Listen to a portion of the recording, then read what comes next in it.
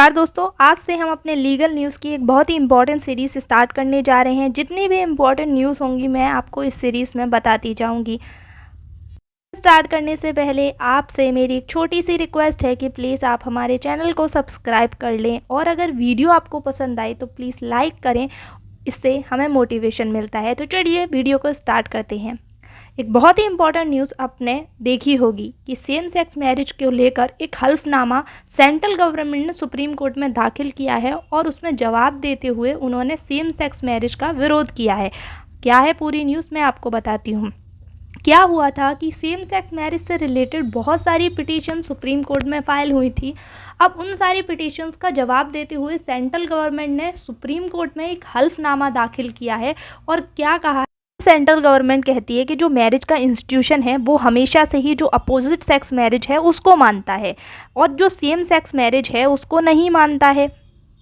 पर central government ने बहुत सारे तर्क दिए जो इंडियन सोसाइटी है उससे रिलेटेड, जो इंडियन सोसाइटी में बच्चों का पालन पोषण होता है उससे रिलेटेड बहुत सारे तर्क दिए। को बहुत अच्छे से समझने के लिए ना मैं आपको कॉन्स्टिट्यूशन की तरफ ले चलती हूँ। कॉन्स्टिट्यूशन में आर्टिकल 21 है जो राइट टू लाइफ के अंदर राइट टू मैरी की भी परमिशन देता है। एक केस था 2006 का case, Lata Singh versus state of Uttar Pradesh का केस था, जिसमें सुप्रीम कोर्ट ने ये कहा था कि जो इंडिविजुअल है उसको मैरिज करने का उसका अधिकार है उसकी चॉइस से, ठीक है, और उसको recognise as a fundamental right की तरह ही किया जाएगा। तो ये सुप्रीम कोर्ट ने यहाँ पर क्लियर कर दिया था कि आपका मन हो आप उससे विवाह कर सकते हो या मैरिज कर सकते हो।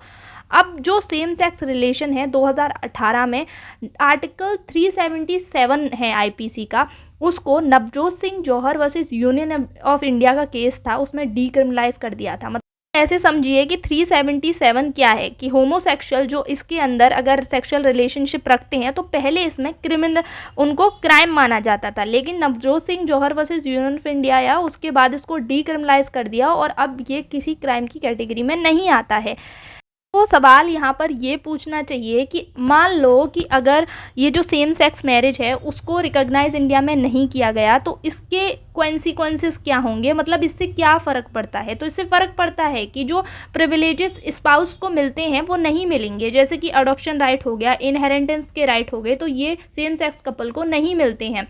और आगे जो जजमेंट थी, नवजोत सिंह जौहर की जजमेंट थी, उसमें जो जज थे उन्होंने अपनी जजमेंट देते समय भी बहुत सारी कंट्रीज़ में जिन्होंने लीगलाइज कर रखा है सेम सेक्स मैरिज को, ये बात कही थी कि सिर्फ डीक्रिमिनलाइज करने से कुछ नहीं होगा, हमें इसे रेगुलेट करने के लिए एक प्रॉपर लॉ की आवश्यकता पड़ेगी। मैरिज को लेकर इंडिया के अंदर कोई यूनिफॉर्म लॉ नहीं है। हिंदू मैरिज एक्ट 1955, मुस्लिम पर्सनल लॉ 1937 और इंडियन क्रिश्चियन मैरिज एक्ट और स्पेशल मैरिज एक्ट 1954, ये अलग अलग कानून हैं मैरिज से लेकर, लेकिन कहीं भी इनमें सेम सेक्स मैरिज को स्पेस नहीं मिली हुई है।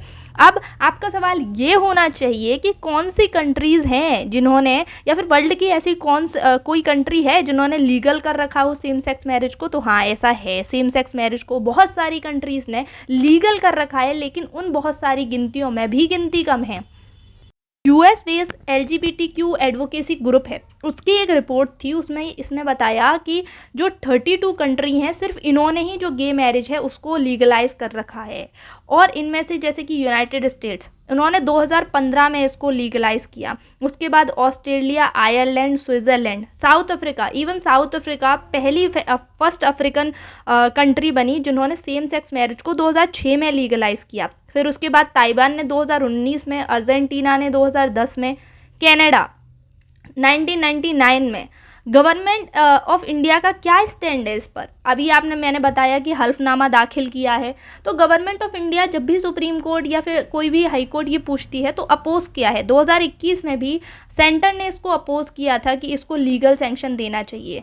ये थी पूरी न्यूज़। अब मैं आपके विचार जानना चाहती हूँ कि इससे रिलेटेड आपका क्या स्टैंड है। अब इसके बाद सुप्रीम कोर्ट इस पर क्या फ़ैसला देती है वो देखने वाली बात होगी, वो भी मैं आपको बताऊंगी, लेकिन आपके इस पर क्या विचार है प्लीज़ मुझे बताइएगा। के लिए जय हिंद, जय भारत।